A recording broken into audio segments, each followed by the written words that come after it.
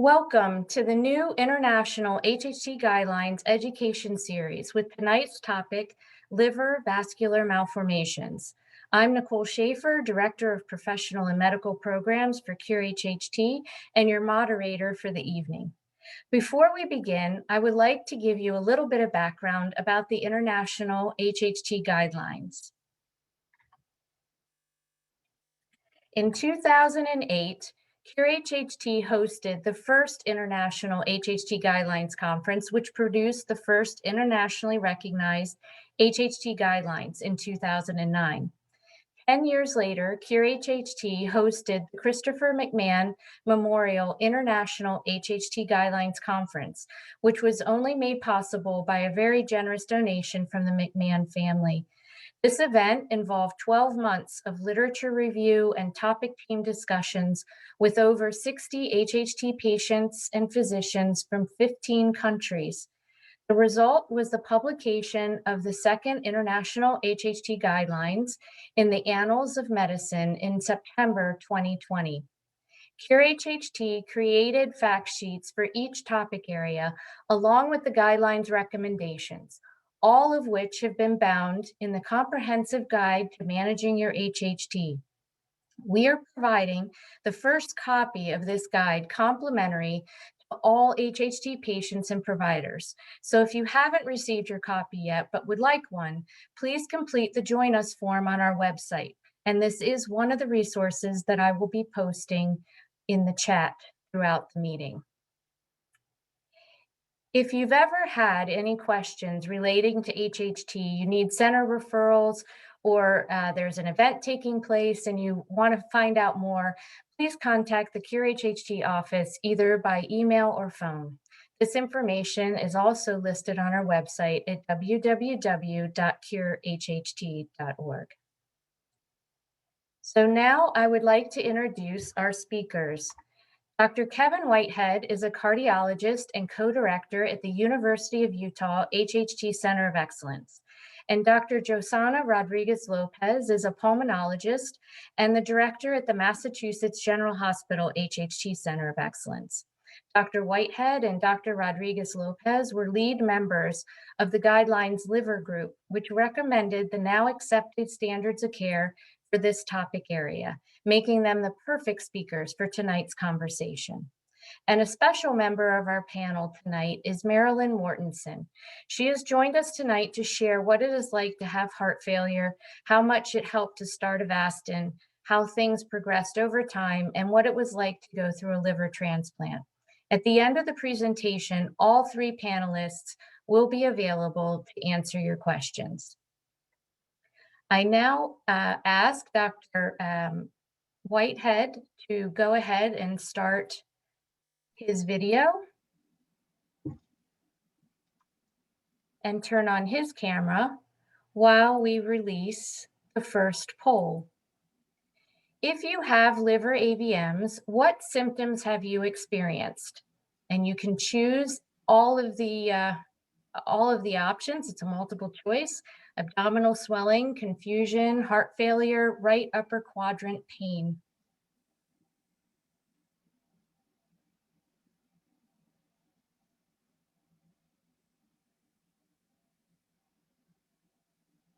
We'll take a few more seconds.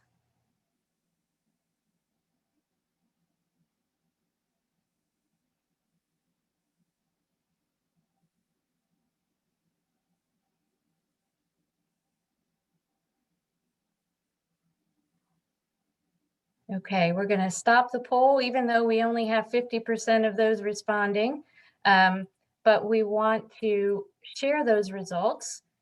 And Dr. Whitehead, do you want to speak to this a little bit? Sure.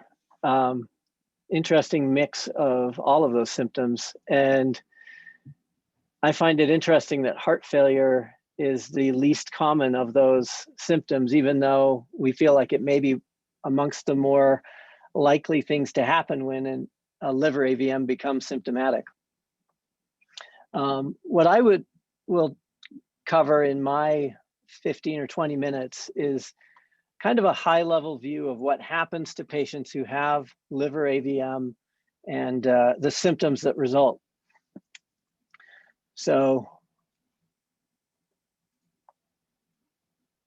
again, thanks to the McMahon family and their donation for bringing this large group of world HHT experts together to have a couple of days of debate. And I think that the liver vascular malformation topic and questions were some of the hardest to come to some agreement on.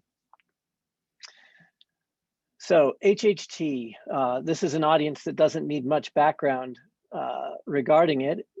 Autosomal dominant disease that is uncommon but not rare. 1 in about 5,000 people have HHT, although many have yet to be diagnosed.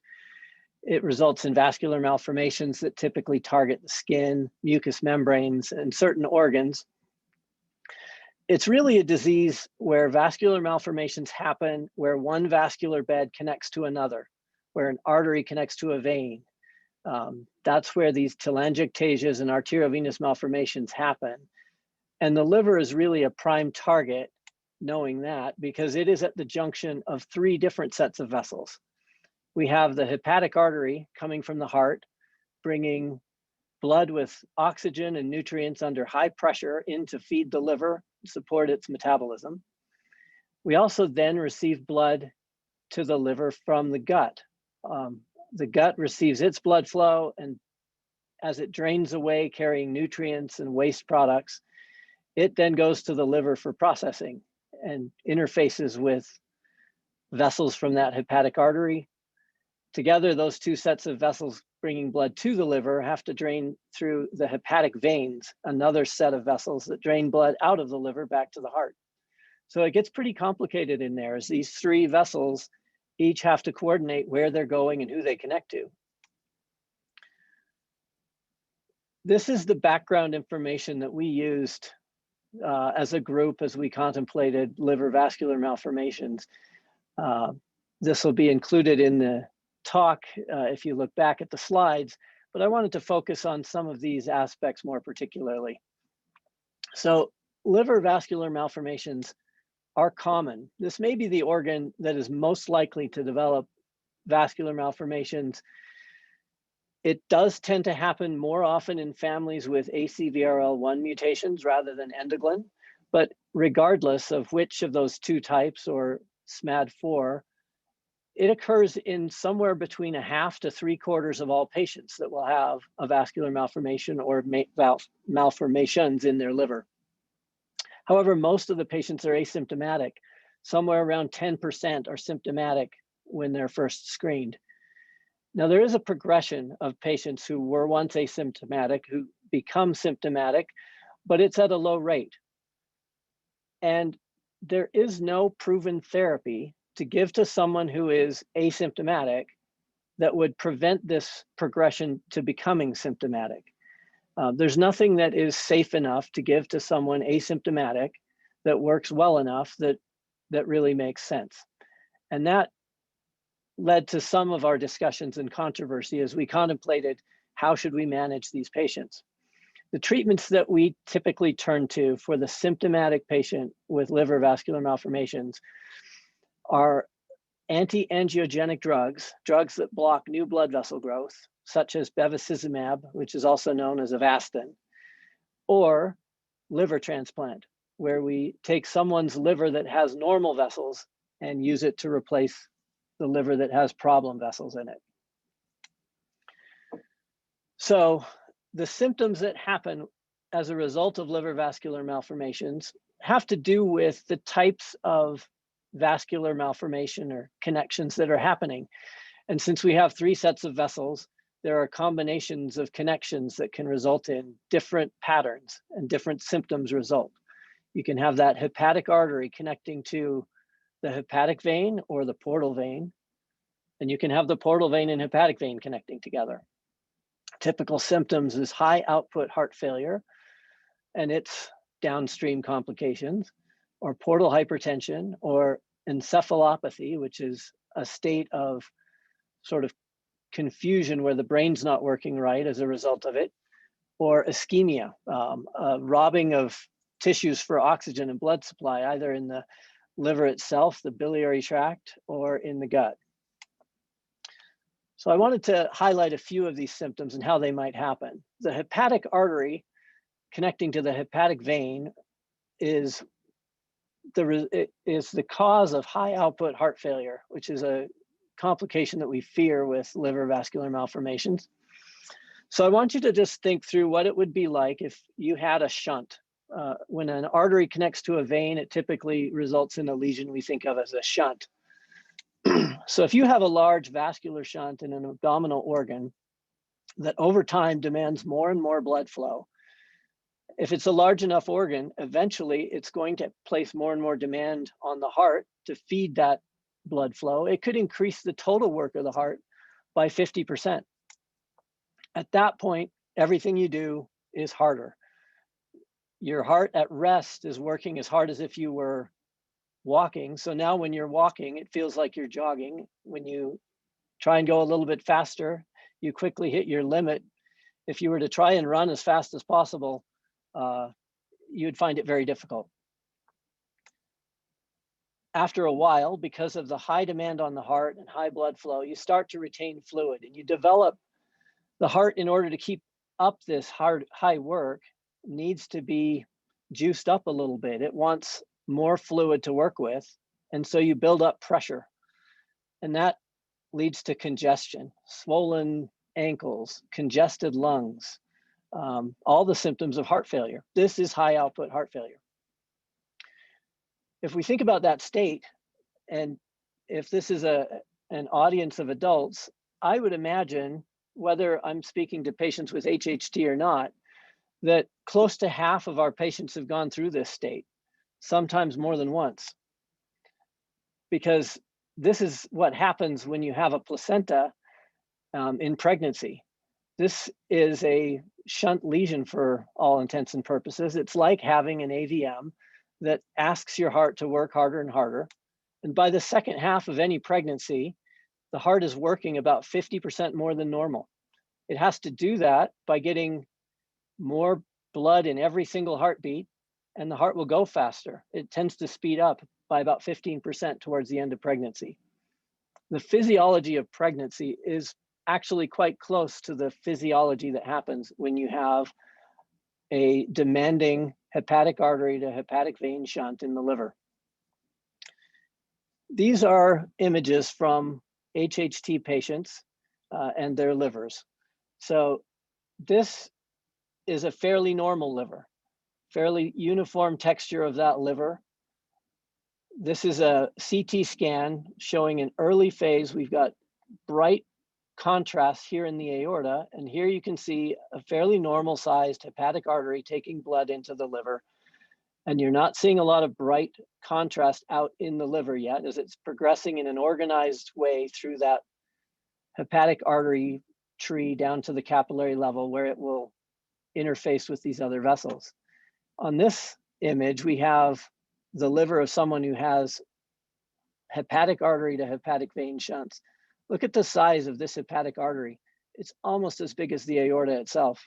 It's carrying a great deal of blood out into this liver, and you're seeing dilated, some large, some smaller vessels with contrast far earlier than it should be happening. And in some places, just patches of contrast appearing in what are probably clusters of telangiectasia. This is a greedy liver that's asking for an awful lot of blood flow, and it's likely to lead to heart failure. So let's just think through the math of this and why that happens. The liver, it's an important organ, but it makes up about 2% of the body's weight, but it has a particularly rich blood supply. About 6 to 8% of all of your blood flow goes directly to the liver through that hepatic artery without any vascular malformations. It's about 300 milliliters a minute. Then you also have almost 20% of the body's blood supply that goes to the gut, and then the liver has to process that. So in total, about 25% of the body's blood flow is going to make its way to the liver eventually and come through that. And the size of that liver and what can happen if you get these hepatic artery to hepatic vein connections really leads to the potential for a lot of extra blood flow. At rest, someone's blood cardiac output or blood supply for the whole body is about 5 liters per minute. And someone who is well trained might be able to amp that up briefly to about 30 liters per minute if they're running a marathon or doing high level exercise. So this is just an illustration of where that blood might be going. That 5 liters per minute total gets divided amongst all of the different organs that each are asking for their little bit of the supply. The hepatic artery is normally a small fraction of that, just like the pelvic organs is normally not asking for a lot of blood flow. But in pregnancy, that placenta acting like a shunt, a large AVM, asks for a considerably greater amount of blood flow to feed the baby, and it increases the cardiac output in the latter half of pregnancy by about 50%. If we think about what happens with a liver AVM, in this case, it's the hepatic artery to hepatic vein connection that's greedy, but you can get, and we've measured in some patients, flows as high as 3 liters per minute going through the hepatic artery of a liver with a lot of vascular malformations. And that would result in a similar, more or less cardiac output change as if one was towards the end of pregnancy. Unfortunately, many patients who have high output because of these vascular malformations also tend to bleed more. And if we don't stay on top of their iron and their bleeding, they can become anemic. And then every organ starts to get greedy because there's just not as much oxygen in the usual amount of blood, and every organ asks for more. And you can get to cardiac outputs in these patients that are really not sustainable long-term. When you live with chronic high output, it would be as if you were stuck in that 9 months pregnant state forever. And over time, the heart asks for higher and higher pressure, and you get these symptoms of congestion, either congestion in your lungs and pulmonary hypertension that can result, or congestion in the body's veins. And it'll tend to collect with gravity down in the legs, but it can collect in other cavities. Ascites is fluid that's collecting in the abdomen. Other organs can get fluid collections within them as well. And this is the state of high output heart failure. Now you could separately get vascular malformations that connect that hepatic artery with high pressure to the low pressure portal veins that are draining blood from the gut back to the liver. In this situation, that low pressure blood is going to find it hard to get into the liver because of the connection to this high pressure hepatic artery system. And it leads to portal hypertension. Portal hypertension is the state where there is high pressure in the veins of that portal system. It can happen because of cirrhosis, but with HHT, you can have what looks like cirrhosis, but it's often just these hepatic artery to portal vein connections that lead to a portal hypertension-like state, even though the liver is functioning normally. This is a picture of esophageal varices. It's like varicose veins. Blood that should normally drain from the gut to the liver is trying to find any other way to get to the heart. And there are veins at the bottom of the esophagus that can drain around the liver and back to the heart. And so blood can find its way up through the lining of the stomach into these varicose veins as a different way to get back to the heart and not have to go through that high pressure system in the liver. When people have portal hypertension, you develop those varicose veins or varices. Fluid can start to seep out of these high pressure veins and collect in the abdominal cavity. And you can get ascites for that reason. The spleen has to drain through this same system of veins. And when there's high pressure, it starts to balloon out and enlarge. And when the spleen enlarges, its normal job of collecting and cleaning white blood cells and platelets goes into overdrive, and you can start to get low counts on your white blood cells and your platelets, which can lead to greater risk of bleeding and infections. And when you put greater pressure into the veins of the gut, any vessel that's prone to bleeding within the gut will be more likely to bleed. So it can actually worsen GI bleeding from telangiectasias. The third connection is when that low pressure portal vein connects directly to the hepatic vein, draining blood back to the heart and away from the liver. This has the potential of leading to encephalopathy, which is this state of confusion that could happen for a lot of reasons. In this case, we call it hepatic encephalopathy. Blood coming in that portal vein is draining anything that gets absorbed from the gut back to the liver. And it includes good things, nutrients, but it also includes toxins that are being absorbed. Bacteria that live in our gut are living off of our waste. And as they digest it, they produce toxins, including ammonia. Ammonia is one that we can measure. The liver is all geared up to receive this blood, clean up the toxins, neutralize the ammonia, turn it into urea so that we can get rid of it before it gets sent to the rest of the body. But if you have these portal vein to hepatic vein connections, blood that's coming back to the liver can shoot right on through the liver without going through that cleaning process. And you can get toxins like ammonia building up that can impact the way the brain works. So for example, we had a patient that we managed, a 63-year-old man with HHT type 2 with a ACVRL1 mutation. One evening he had a severe nosebleed, and as was usual, he packed his nose to get it under control and then went to relax and rest it off and laid down. He fell asleep, and his wife didn't think much of that, but the next morning he still didn't waken, and he was really in a comatose state. He was unarousable. When they got him to the emergency department and ran tests, they found that his ammonia level was 6 times higher than the upper limit of normal. And he received the standard treatment of IV fluids, powerful laxatives to move toxins and bacteria out of his system. And over time, he made a slow recovery, but it took about 48 hours to get the ammonia levels back to normal. And then the encephalopathy cleared and he woke up and was back to his old self and maintained a regimen of that powerful laxative to prevent any relapses. We've measured ammonia levels in HHT patients and have found that about 13% of adults with HHT type 2 have higher than normal ammonia levels in their blood. Many of them are asymptomatic, but we've seen several patients with confusion or other difficulties that were otherwise unexplained that improved when we treated for hepatic encephalopathy. So in summary, liver vascular malformations, they're common, but they're usually asymptomatic. The symptoms often relate to the underlying type of connection, and they can be a little bit confusing because they don't always seem to be directly related to the liver. We have treatments available for the symptomatic patient, but they come with side effects, cost, expense. There is no treatment right now that makes sense for an asymptomatic patient to prevent the progression to becoming symptomatic.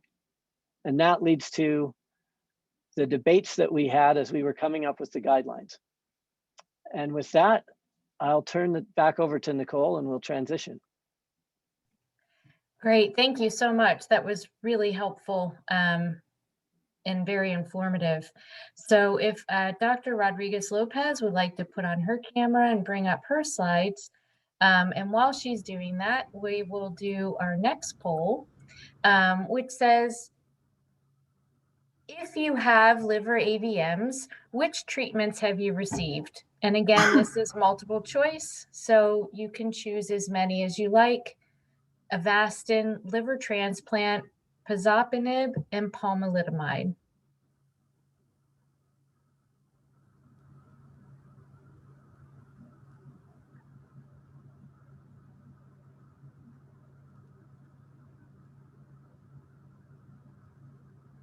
And we'll give it a few more seconds, sorry.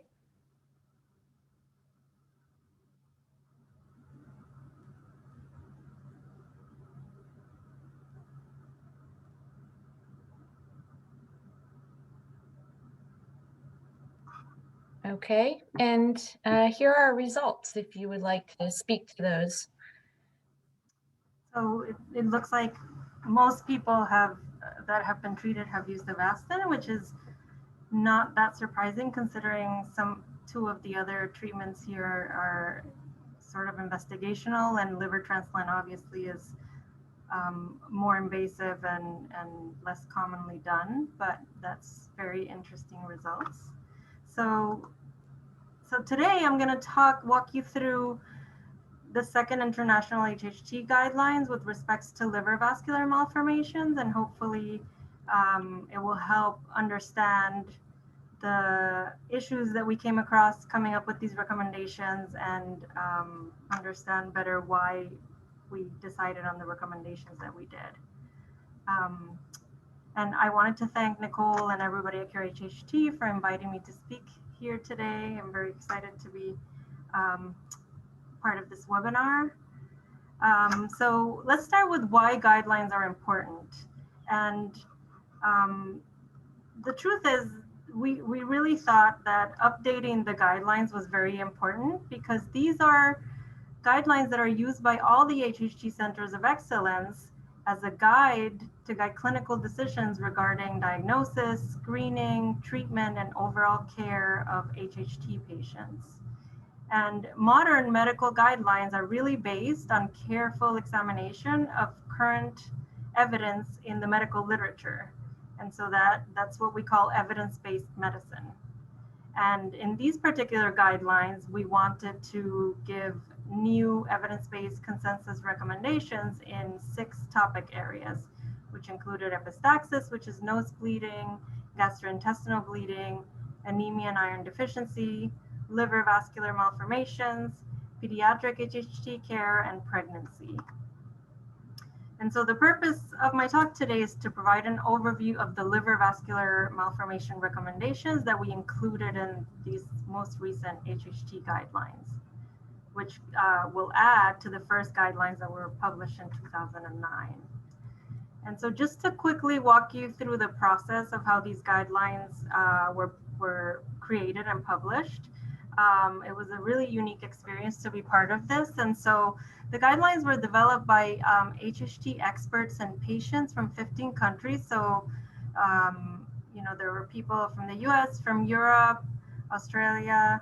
It was a really unique experience, and it included clinicians, geneticists, guideline methodologists, HHT clinic staff, and patients with HHT. The pre-conference process, as Nicole said, was a very long process where the expert panel came up with the relevant questions in the 6 topic areas that had been chosen, and a very comprehensive systematic literature search and review was conducted. And then evidence tables were created in order to come up with the recommendations. And then at the actual guidelines conference, it was what we call a structured consensus process. So every recommendation that we were thinking of was brought up and debated with the whole team. And so you needed greater than 80% consensus in order for the point to be approved. So this is a picture of the HHT guideline panel when we were in Toronto. And this was the liver vascular malformation group that me and Kevin were part of.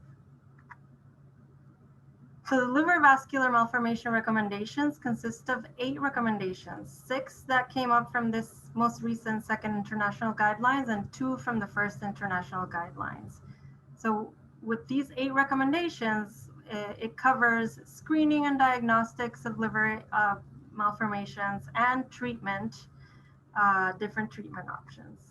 So I'm going to start with liver recommendation number 1. So the panel recommends that screening for liver vascular malformations be offered to adults with definite or suspected HHT.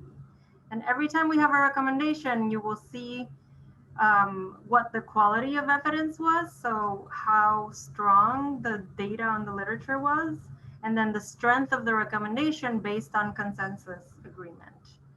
And this was a little bit of a controversial one. But basically, the consensus was that there have been studies showing that that there is a high yield of using different imaging techniques to detect liver AVMs, and that includes Doppler ultrasound, a CAT scan, and MRI to detect liver AVMs. And so the pros of screening patients or offering screening to patients is that it could improve patient management if the patient and the physician knows that they have liver AVMs, to look for complications and look for signs of early progression. It can help with prognosis, knowing that you have liver AVMs. And in certain patients where they may not meet the full Kurosawa clinical criteria, finding liver AVMs could help clarify the diagnosis of HHT by adding that one additional criteria. The cons of screening everybody or offering screening to everybody is that it's like Kevin said, no treatment is indicated in asymptomatic patients. So if you have liver AVMs and you don't have any symptoms, it's not going to change necessarily any treatment that we do. So that's why in this recommendation number 1, we felt strongly that this should be shared decision-making between the treatment team and the patient about whether or not the patient wants to get screening. Now, the different screening tests that are out there, so Doppler ultrasound is one of the imaging tests of choice because it's a very safe, easy to do, accurate, and low-cost exam. There's no radiation and it's readily available in a lot of places. However, depending on local expertise and availability of the Doppler ultrasound testing and expertise of using the Doppler ultrasound for this type of diagnosis, as well as the patient's preference, some patients may be screened with other methods that are also acceptable. So it can be clinical screening consisting of a history, physical exam, and blood work looking for abnormalities in liver function tests, or other imaging modes such as abdominal CAT scan or MRI, which are a little bit longer and more expensive tests, but may show more detail as to what the AVMs look like and where they are located. Now, a couple of considerations with what screening modality to use. Like I said, it should be really informed by the risk-benefit balance, by the local expertise of the place that you're in. Some HHT centers of excellence have, amazing expertise in MRI, and so they will recommend screening with MRI. Others may go to Doppler ultrasound, and also availability and cost. In patients who have kidney dysfunction, contrast studies, so using contrast for CAT scan and MRI, should be avoided. So that could guide what study you get. And then in addition, echocardiography, which is a test, it's an ultrasound of the heart, which doesn't necessarily look at the liver AVMs per se, can add additional information to the treating physician about the impact of the liver vascular malformations on the heart. And so that's an additional test that can be considered. And obviously, we think that these tests, when performed in a center with HHT expertise, are going to be more useful. Now, the recommendation number 2. So recommendation number 1 was in all patients who have HHT or suspected HHT, screening should be offered. In recommendation number 2, now we're talking about patients who are symptomatic or have signs suggestive of complicated liver vascular malformations. And this includes heart failure, pulmonary hypertension, abnormal heart markers in the blood, abnormal liver markers in the blood, abdominal pain, or portal hypertension and encephalopathy, that confusion that we just spoke about. In these patients, the HHT experts really felt strongly that diagnostic testing should be recommended and done in these patients. And again, this can be done using Doppler ultrasound, contrast CAT scan, or abdominal MRI. Recommendation number 3, the panel recommended that intensive first-line management should only be done for patients with symptomatic liver AVMs and should be tailored to the type of complication caused by the liver vascular malformations. So examples of this would be a patient who's having heart failure symptoms such as swelling, shortness of breath, difficulty laying flat because they can't breathe. You should treat the heart failure with things that we typically use to treat heart failure, such as restricting salt intake, using diuretics to try to get rid of extra fluid, treating high blood pressure, treating irregular heart rhythms, and correction of anemia, which again, we already learned that the more anemic you are, the more stress you're putting on that whole system. If the patient has complications due to biliary ischemia, which means damage to the bile ducts inside of the liver, and they develop an infection, then the treatment would be antibiotics to treat that infection. If somebody has portal hypertension, which is high pressure inside of the liver, you would treat complications of that. For instance, people can get engorged veins in their esophagus, and that can lead to bleeding. So you would treat that, or you would treat the encephalopathy, the confusion, with medications that can get rid of those toxins that cause the confusion. Now, patients with high cardiac output heart failure and pulmonary hypertension should be co-managed at an HHT center of excellence with an HHT cardiologist or pulmonary hypertension specialty clinic. And the reason for this is this can be quite complicated to treat. And so patients with liver vascular malformations can have high output cardiac failure due just to the high cardiac output caused by the liver AVM. They can have pulmonary hypertension separate from the cardiac output or with the high cardiac output. And sometimes whether or not to treat the pulmonary hypertension can be tricky, and it could make the high cardiac output worse. So these very kind of difficult and nuanced medical decisions should be co-managed with somebody who's familiar with these problems and knows how to treat them. And so at a minimum, these patients should be seen at an HHT center of excellence annually. Now, recommendation number 4 is that clinicians estimate prognosis of liver vascular malformations using certain available predictors that have been shown to identify patients that are at higher risk for complications and may require closer monitoring. Certain examples of that are age greater than 47. So we know liver vascular malformations are more common in middle age and older age. Female sex, it's more common in females. Anemia, so the severity of the anemia, the more severe anemia is associated with a higher risk. Grading on imaging, so how the liver vascular malformations look when you image them. For instance, on the Doppler ultrasound, the size of the hepatic artery and the portal vein, and how fast the blood is flowing through those vascular malformations, and patients who have symptoms of heart failure or pulmonary hypertension. And so based on these different prognostic indicators, the clinician should decide how often a patient needs to be seen and how closely they need to be monitored. Now, recommendation number 5, the expert panel recommends using intravenous bevacizumab in patients with symptomatic high output cardiac failure due to liver vascular malformations who have failed to respond sufficiently to first-line management.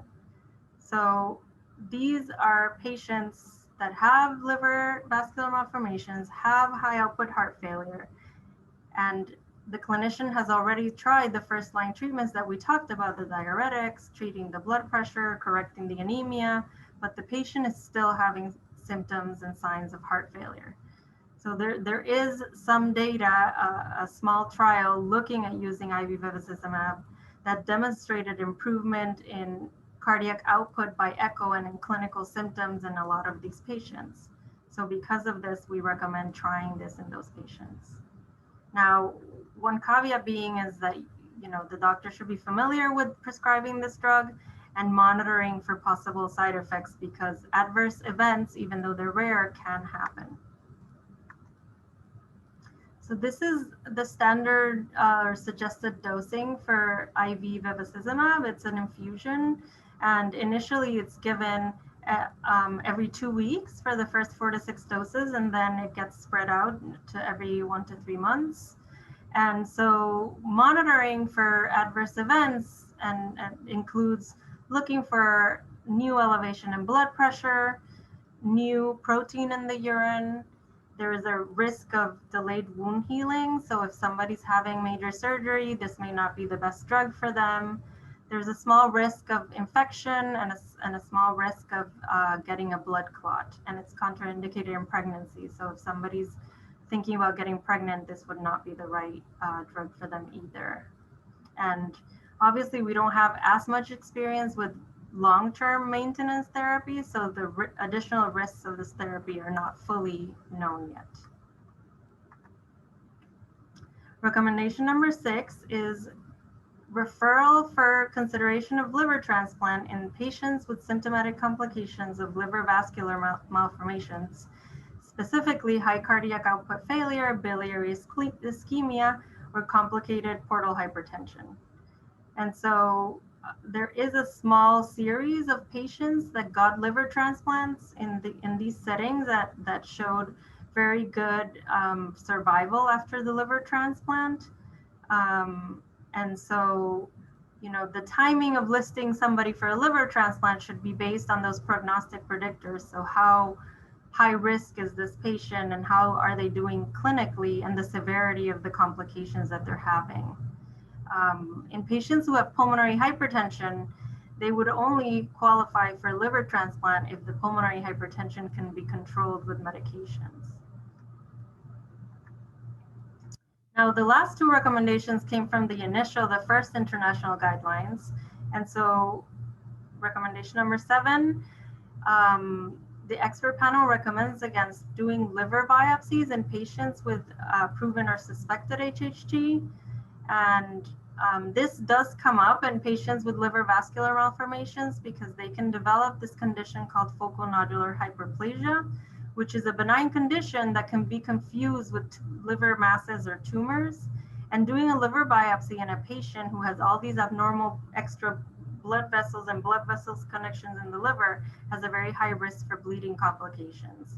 So it should be avoided if possible in patients with HHT. And then the last recommendation is that the expert panel recommends that hepatic artery embolization be avoided in patients with liver vascular malformations, as it's only a temporizing procedure and it's associated with significant morbidity and mortality. Hepatic artery embolization is when an interventional radiologist goes in through the blood vessels in your body and reaches those arteriovenous connections in the liver and puts something in them that causes them to close up, and there's no longer a connection. And we do that in HHT a lot for pulmonary arteriovenous malformations.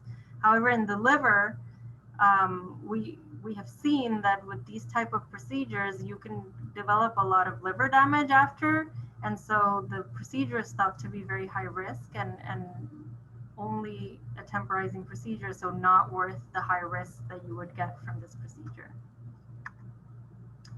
And then the one last thing I wanted to bring up is using the checklist to help your practice. So in the HHT guidelines website, you can access the checklist for My HHT Care, which can be very useful for patients to show their physician when they're thinking about when they have HHT, and particularly you can look at the liver section to see what things you should be asking your doctor, when you should be concerned. And so keeping this checklist with you and bringing it to your doctor's appointment can be really helpful.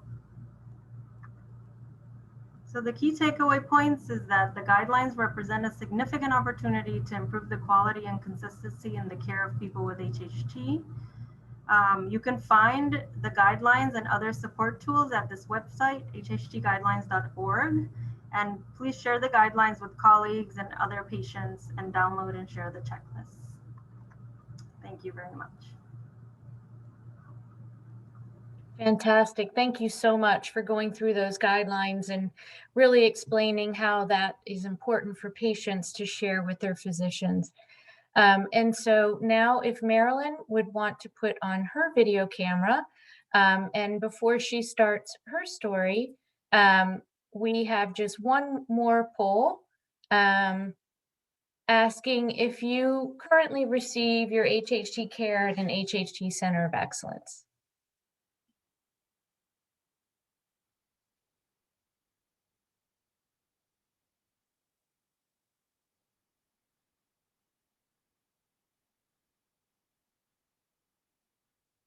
Give it about 2 more seconds.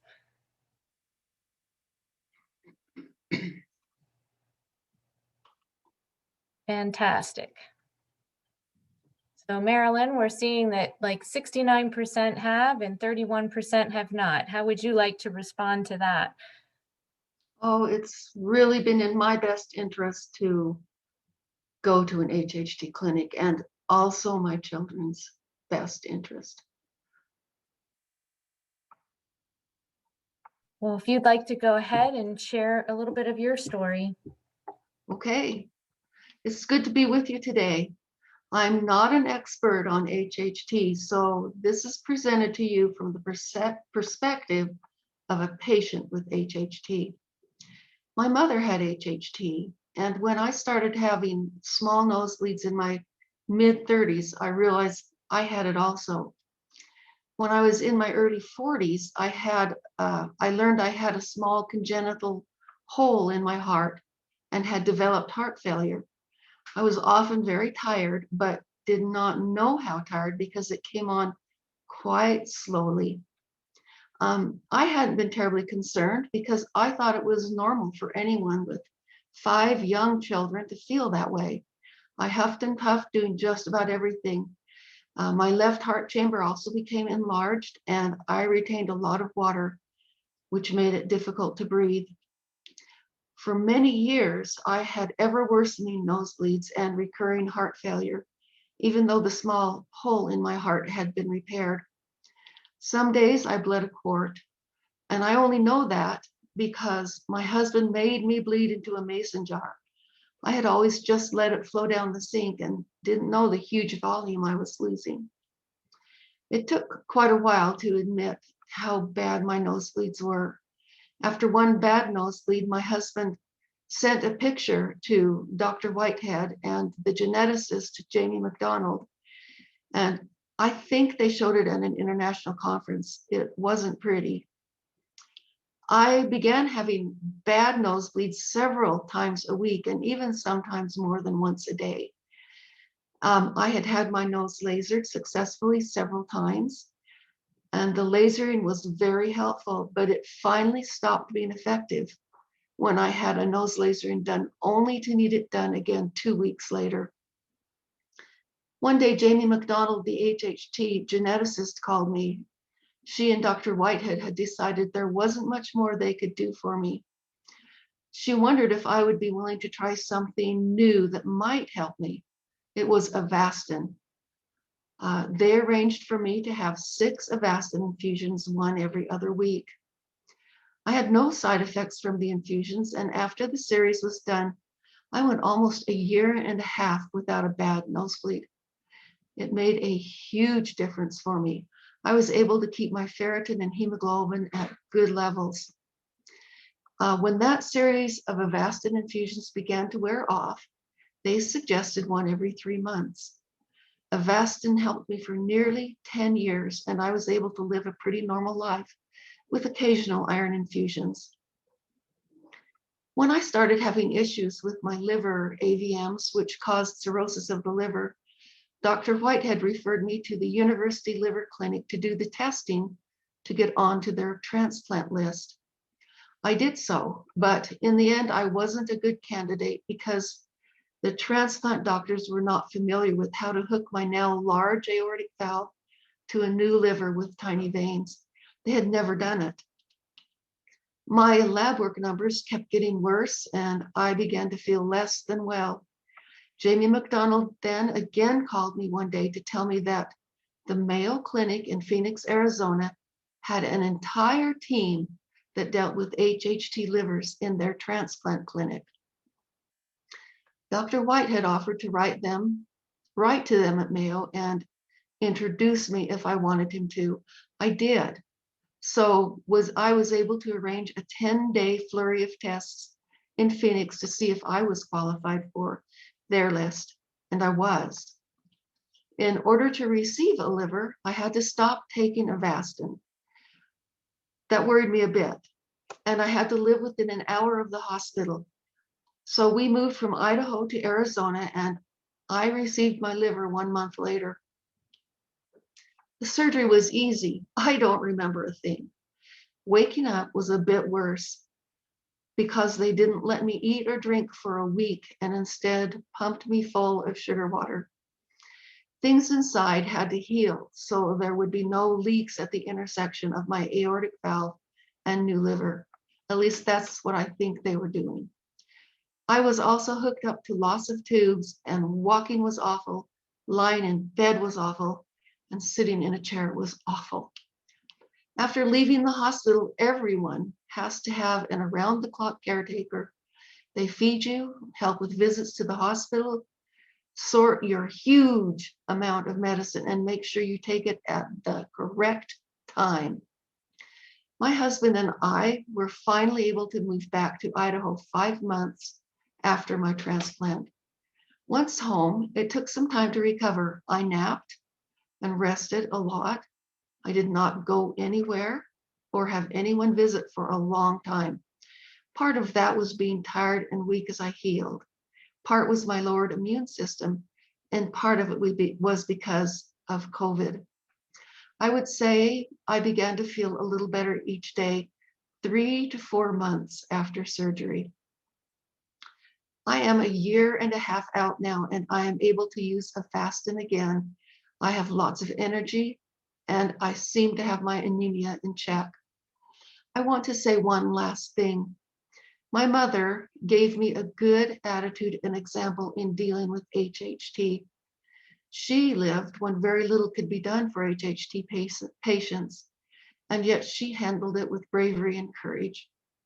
I learned from her to keep living even with the inconvenience of HHT. She loved life and never complained. She just lived. I have tried to emulate that.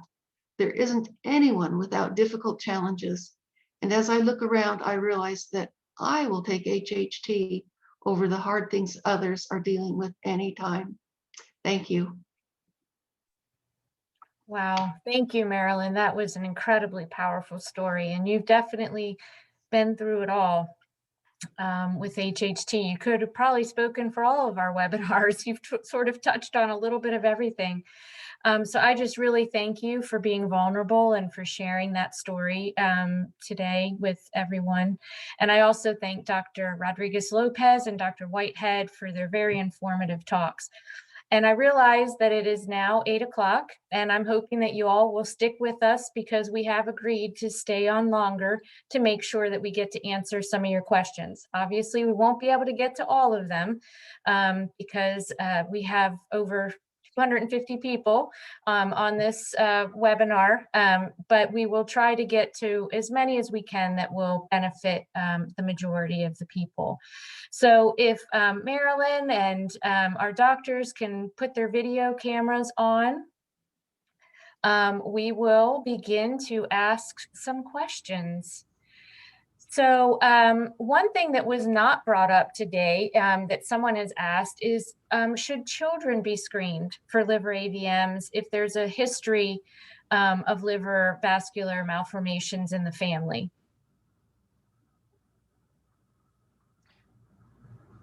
So I can give a stab at answering that. The complications of liver AVM develop over time, but it's very unusual for them to happen in children.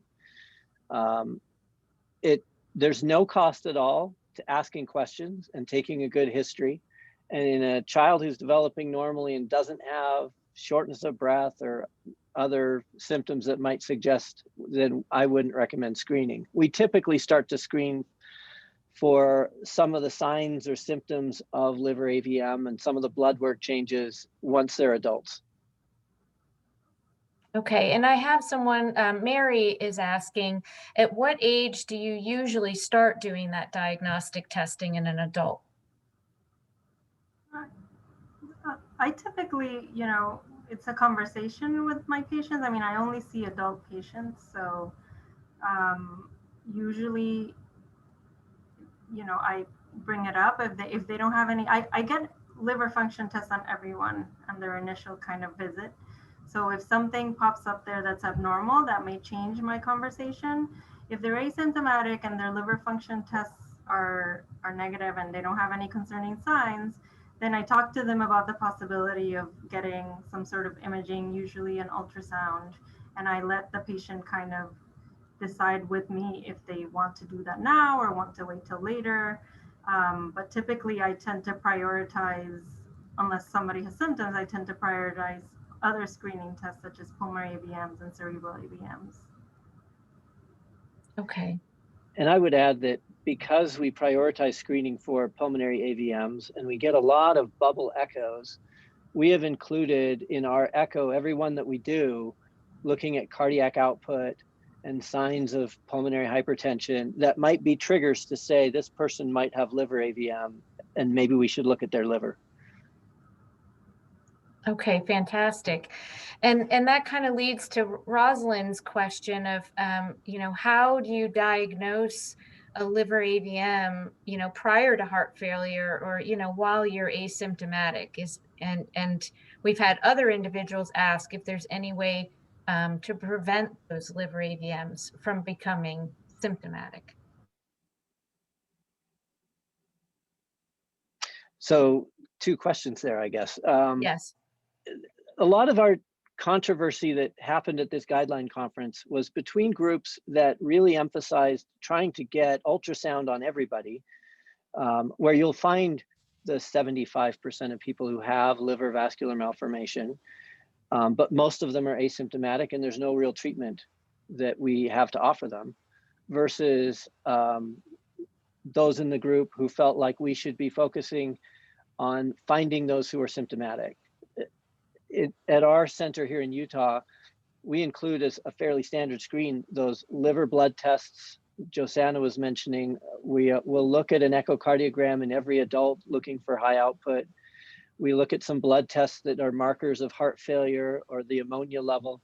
And if everything's normal, there's really no treatment that we would offer. And so it doesn't make sense in most of those cases to go on and do imaging. I would add, I agree with everything you said. There are things you can find on imaging like Doppler that are early signs of liver AVM, such as a slightly enlarged hepatic artery or the increased flow through the hepatic artery, which could diagnose these early liver AVMs and may let someone know they probably have it. So that's how you could diagnose an asymptomatic patient. But as we all have said, the question is, what do we do with that information? And it's mostly information. That's what it is. And it may have us look more closely at the possible complications moving forward in the future. To me, the most important preventive treatment that we have is to avoid being anemic and putting extra stress on everything. But that's important for everyone, whether they have liver AVM or not, whether they're an endoglin patient or an ACVRL1 patient. In Utah, we have a little bit greater proportion of ACVRL1 than endoglin. We certainly see more liver AVM complications in that subset.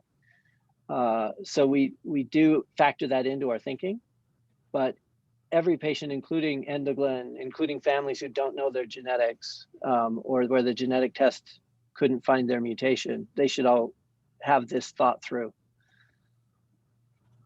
Okay. And Marilyn, you were obviously anemic when you were losing all that blood and your husband was having you collect it in jars. Were you being treated for that at that time as well? Yes, I was. I had a doctor here that was helping me and also Dr. Whitehead. Okay. And so the next question we have from Deborah is, how long can a patient stay on Avastin? I mean, Marilyn mentioned she was on it for 10 years. Is there a limit to Avastin? Well, Marilyn's sort of my test case. I'm still on it. I've gotten back on it, so I'm still okay. The very first case report that Avastin might help HHT was in 2008. So potentially 13 years of experience now. We think it could still work, but there's a little worry that maybe someone eventually gets used to it or sort of tolerant of it, and it might not work as well, but I haven't seen that happen. Okay. And you mentioned, or we had in our poll, 2 other drug therapies, pomalidomide and pazopanib. We have an individual who's asked just if you could share a little bit about those 2 therapies. So pomalidomide is a drug that is similar to another drug called thalidomide, where, you know, in the past there were some studies with HHT patients using thalidomide and showing that there was decreased bleeding and improvement in anemia, but it's not that well tolerated as far as side effects. And pomalidomide is a kind of different version of it that may be better tolerated. And so the National Institute of Health is sponsoring a multi-center trial now looking at that drug for HHT and looking in particular at, you know, nosebleeds, severity, and anemia. Pazopanib is an oral anti-angiogenic similar to Avastin, that's used for for renal cell cancer, I believe. And now there's been an interest in the HHT world to look at that for similar to Avastin.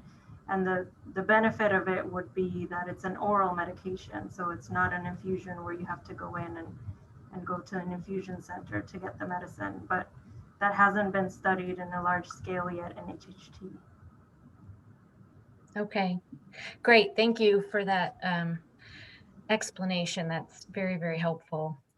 So Donna is asking, in doing periodic screenings, is the hepatic artery output measured on a regular basis, and they normally measure ammonia levels? So the hepatic artery output can be a little difficult to measure. You can try and see it by ultrasound, but the accuracy is not all that great. But recently, the group at UC San Francisco described a technique using MRI where you can focus the MRI machine on the hepatic artery and estimate how much blood is flowing through it. And it's technology that's quite available. We've been using it in Utah, and that's how we've been able to calculate some of these flows up to 3 liters per minute going through a liver. It's been helpful. What we hope is that as we have symptomatic patients, that you measure this flow, that then when you start a treatment, you can have one more way to measure, are you responding to treatment? Right. And with all these kind of imaging modalities, I think expertise is an issue. You know, if a center doesn't have expertise in one of the modalities, then they may not be as accurate the measurements as the one that they're more used to using. So that's why I think in the guidelines it was left kind of open to what the certain center's expertise is and using that as the standard modality. Okay, and I think the overall theme that I'm hearing here is go to an HHT center. I think we're biased, but yes. Yes. we would concur with that at Cure HHT. So we have Aussie asking that her doctor is always asking to have liver VMs checked through MRI. And they don't like MRI. So they're wondering, would the Doppler ultrasound work just as well? I think that Doppler ultrasound is probably the one technique that's hardest to reproduce, where you really need to have experience with the technique. The MRI protocols, the CT protocols, they all start from a standard protocol that could be done I can do it here at my own hospital. When someone lives far away and they have to get their studies done elsewhere, I get pretty good results no matter where it's done. But so the ultrasound in the right center where they do it a lot could be a good replacement. If you're claustrophobic and can't stand being in the MRI scanner, CT can give you most of the information you need. Okay, fantastic. Julie is asking, what are the symptoms of portal hypertension? Are they the same that you mentioned for just liver VMs? Portal hypertension can have similar symptoms to the heart failure. So patients can get swelling in their legs, they can get swelling in their belly from fluid accumulation called ascites, but they can also get some other symptoms that are not necessarily related to the high output heart failure, such as those esophageal varices that I spoke about. So when the pressure is elevated in the liver and the vasculature of the liver, it can kind of backflow into other veins in the body and cause them to engorge, and that can increase the risk of bleeding. People with portal hypertension can also get enlargement of their spleen for the same reason, because there's backflow of pressure into the blood vessels of the spleen, and that can cause their platelets to go down because the larger spleen can trap platelets, and that can increase risk of bleeding. So there's a few, and then the encephalopathy can also happen in portal hypertension. Okay, our next question is for Marilyn, and Ozzy is asking how long you were in the hospital after your liver transplant. Came home on the 6th day. I was pretty weak, but I had my caretaker, so I was fine. Okay, and you said that it was another 3 to 4 months before you really started feeling good. Yes, it was. It was quite difficult to sleep. They had me on medicine that you couldn't sleep for a while, and then there were just so many positions that weren't comfortable. Yeah, I can only imagine. So we have a question relating to anticoagulants, and an individual who has had several episodes of atrial fibrillation. They're put on anticoagulants, and that obviously has led to significant bleeding on their part, and so they went off of them. And they've been told they have a risk of getting a stroke by not taking anticoagulants, and just asking, what course of action would you recommend? And could this be related to liver vascular malformations? So atrial fibrillation, when it happens in patients with HHT, it should prompt a question of, could this be the first sign of high output heart failure or pulmonary hypertension as a manifestation of that? I think it begs a question of what's going on in the heart, and maybe a person should also have their liver looked at more specifically. The atrial fibrillation, as you point out, it is a risk factor for stroke. It is very common in patients who don't have HHT, and it can happen in subtle ways people don't recognize. And when this happens, the heart stops beating effectively, blood can sort of stagnate and form clots, and those clots, when they break free, will go wherever blood goes, and a lot of it goes to the brain. And so it causes about 1/3 of the strokes that happen. If you're on blood thinners, then even when the blood stagnates, it doesn't tend to clot, and it tends to prevent most of those strokes. But that becomes complicated, and someone has a high bleeding risk and is fighting anemia all the time. And it's sort of outside of the scope of the guidelines we've talked about. We haven't really, as a HHT community, had the debate over what's the right thing to do in that scenario. You could start treatment with Avastin and see if you could get the bleeding to be under a good enough control that you could tolerate the blood thinner. Another strategy is to go and plug up the small side pouch of the heart where clots tend to form, something called the left atrial appendage. It's like a little appendix, a little windsock of tissue that sticks off the side of the atrium. That's where most of the blood will stagnate and form clots. And there are procedures, devices that can plug that up. You could, there's a plug you can put in from the inside of the heart called the Watchman device that the FDA recently approved. But then you leave this metal and fabric plug in contact with that blood, and you have to be on blood thinners for 3 months until your body has adjusted to it.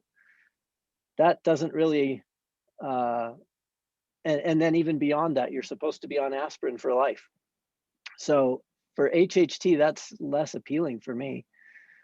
You could have a surgery done where a surgeon, through a small incision and a camera, kind of a robotic approach, puts a clip over that appendage and doesn't leave anything in contact with the blood. And that's what we've tended to favor in about a dozen now patients with HHT and atrial fibrillation that had enough bleeding that they couldn't be on blood thinners. And it's a little more invasive, but the fact that you don't need to be on blood thinners from day one is a real appeal of that approach. Absolutely. So obviously a very complicated situation for that individual, and I'm sure many others in the HHT community. So thank you for that. So Maureen is asking, what range is considered abnormal with a liver function test for HHT? And how do you determine if it's not due to other factors other than HHT? And I think that's a great question. I mean, I go by the kind of normal limits of the laboratory. So anything that goes above the upper limit of normal is considered abnormal. As far as how do you know it's due to HHT? I mean, it's mostly you would have to take a history. Is the patient also, you know, at risk for alcoholic liver disease? Do they have hepatitis? And in certain scenarios, you may have to initiate a workup to rule out those other causes before you may attribute it to HHT.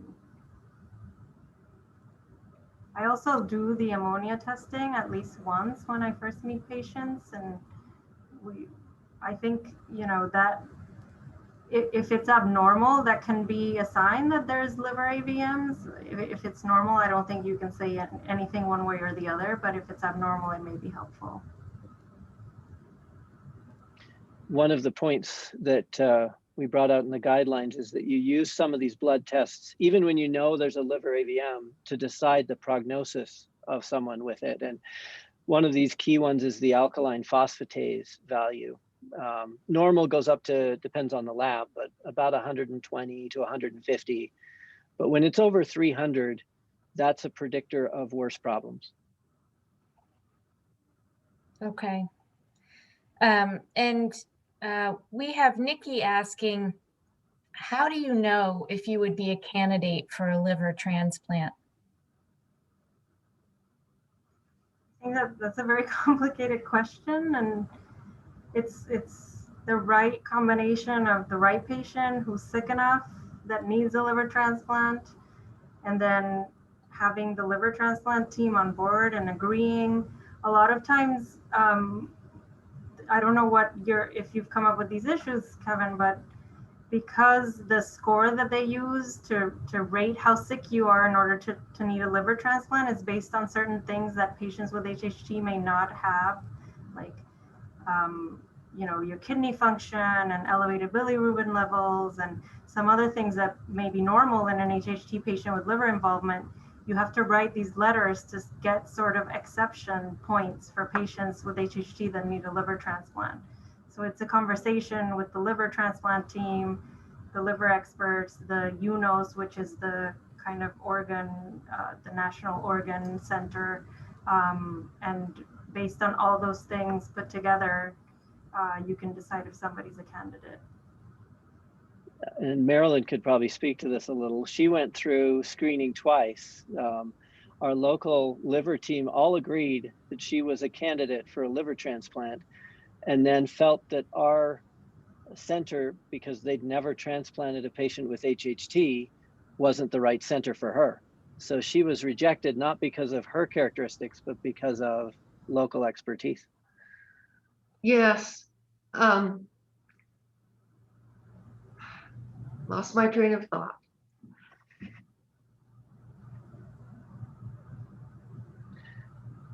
So yeah, the MELD score that they use, the ranking that raises you up or down on a liver transplant list, most of our HHT patients look too healthy compared to patients waiting for livers from hepatitis or alcohol damage. And yet they'll never look as sick as those patients and still need it. So they need these exception points, and we write letters to justify it. That's what I was going to say, is that the beauty of going to where I went was that they had an entire team of people that knew all about HHT. So when I told them things, they knew what I was talking about. It's very difficult when no one knows about HHT to explain and have them believe you what's going on. And I think that's a very common sentiment amongst the HHT community, unfortunately, which again is a great reason to go to an HHT center for your screening and management of care. So Nancy is asking, what is the prognosis for a patient with liver vascular malformations and high output heart failure? I hope Well, it's forever.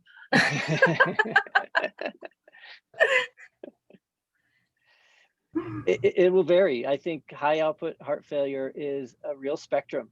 There will be people who have high output and find it hard to exercise, but when you do their heart cath, their pressures haven't really built up. What we really worry about is when the high output and you're sending all of this blood to the lungs, when the lungs start to fight back and you get pulmonary hypertension, that seems to be a marker of worse prognosis. Okay. And Donna is asking, what is the purpose of Avastin when it is prescribed for an HHT patient? What is the purpose? I mean, the Avastin basically targets blood vessels and prevents blood vessels from growing.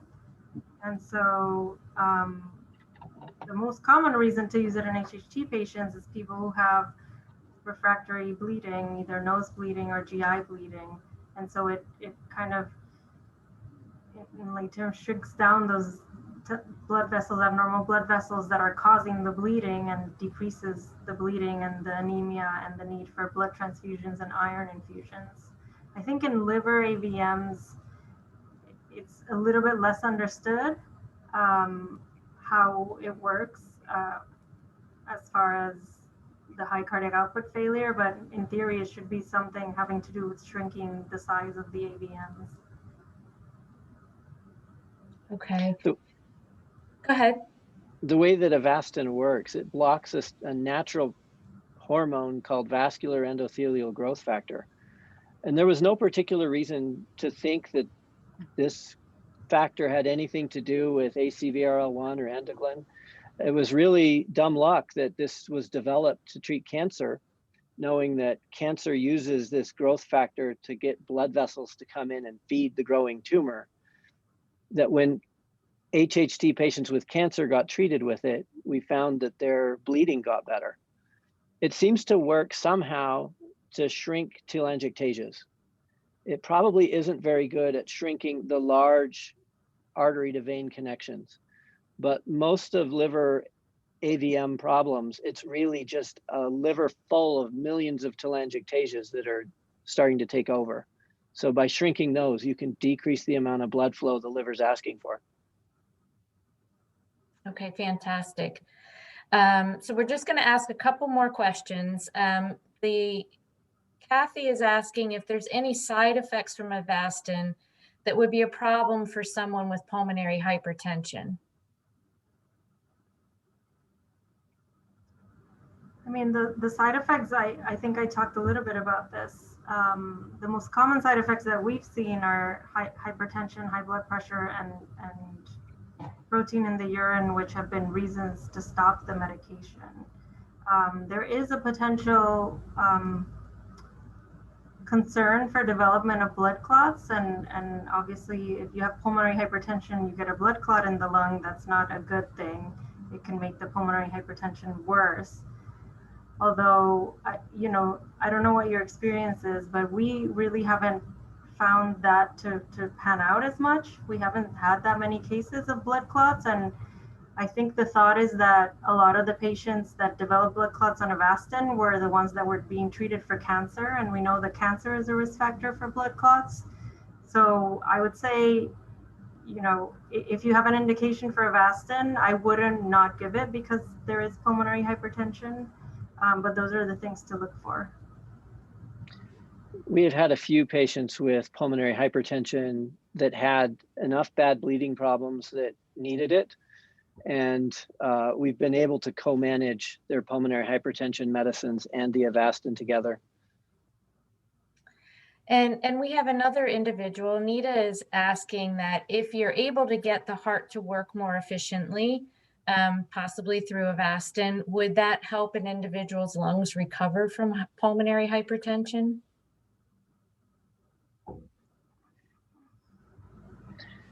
We hope so. But you probably also specifically need treatment for the pulmonary hypertension. But one of the problems so Marilyn had this hole in her heart that she described before. Patients can get pulmonary hypertension from having a hole in their heart that puts a great deal more blood flow through the lungs. And the untreated liver AVM patient that's putting a whole lot of blood through their lungs is kind of in that same state. So if we can slow down that blood flow, maybe we take away one of the things that's leading to that high blood pressure. I would say that there's kind of two different patients that develop pulmonary hypertension with HHT. In one group, you have the ones that are driven mostly by the high cardiac output through the lungs. So this excess blood flow through the lungs is causing the pressure inside the blood vessels to go up. And in those scenarios, the treating with Avastin may improve because you're decreasing the blood flow through the lungs. But there's other patients that either don't have high cardiac output and just have pulmonary hypertension, and those are very rare, or they have what we call more fixed pulmonary hypertension, where we think even without the high flow, those blood vessels are now damaged irreversibly and the pressure will not come down. And so those are the harder ones to treat. Okay. Two more questions. Tricia is asking, have you seen new AVMs develop on a transplanted liver? So this small case series that we used to base our guideline about was very interesting. It was really the collection of experience in France where they've done a number of transplants over the years. And when they went back and looked, saw new vascular malformations in people who'd had transplant in a small number. But just like when we look at everybody's liver and find all these people with vascular malformations that are asymptomatic, none of these post-liver transplant patients that had an abnormality had redeveloped their heart failure from it. Well, that's good news. So hopefully we can have more research into that area. And so the last question for tonight is really directed towards this whole question around going to an HHT treatment center and just asking if the centers work with local physicians. You know, if you are able to get to a center to be screened, you know, what does that look like when you go back home if you don't live, you know, near Utah or Massachusetts, for instance?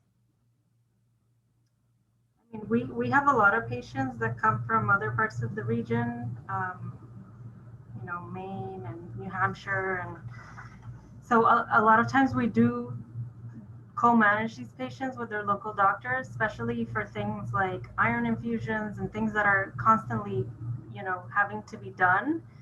It's not convenient for them to come back here to our center every month to get that, or even Avastin. Sometimes we do it with the local doctor because it's just more convenient.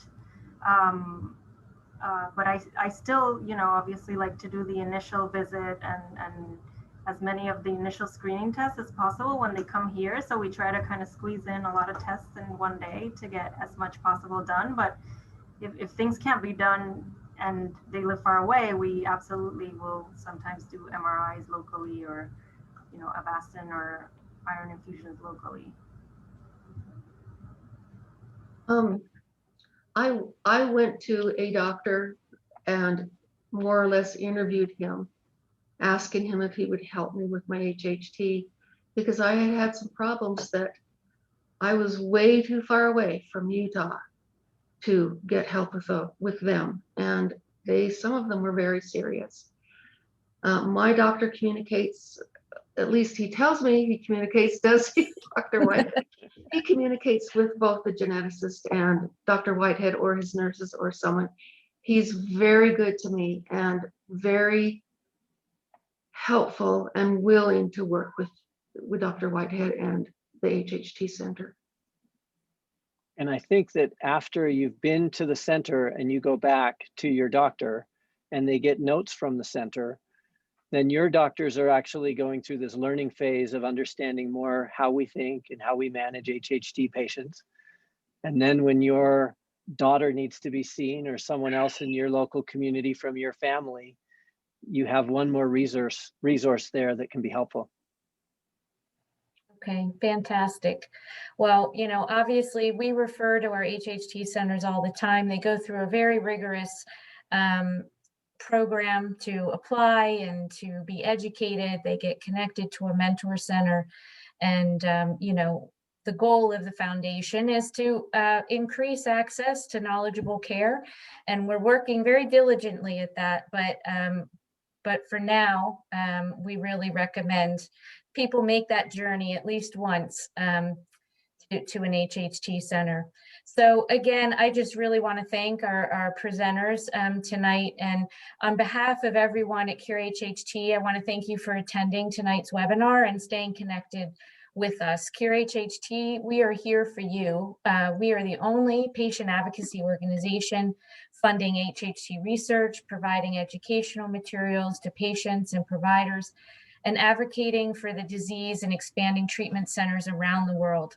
And we're very grateful for tonight's speakers, along with the McMahon family, whose commitment to pay it forward so that future generations have more effective treatments and ultimately a cure for HHT. Because without their financial support, the Guidelines Conference would not have been possible. And so I just want to remind you that if you haven't received your complimentary copy of the Comprehensive Guide to Managing Your HHT, let us know by completing this short survey that will pop up on your screen at the end of this webinar. This is only one topic in the International HHT Guidelines Education Series.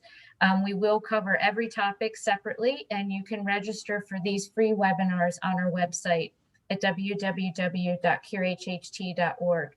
And lastly, I want to remind you that June is HHT Awareness Month, and it is also our 30th anniversary as a foundation.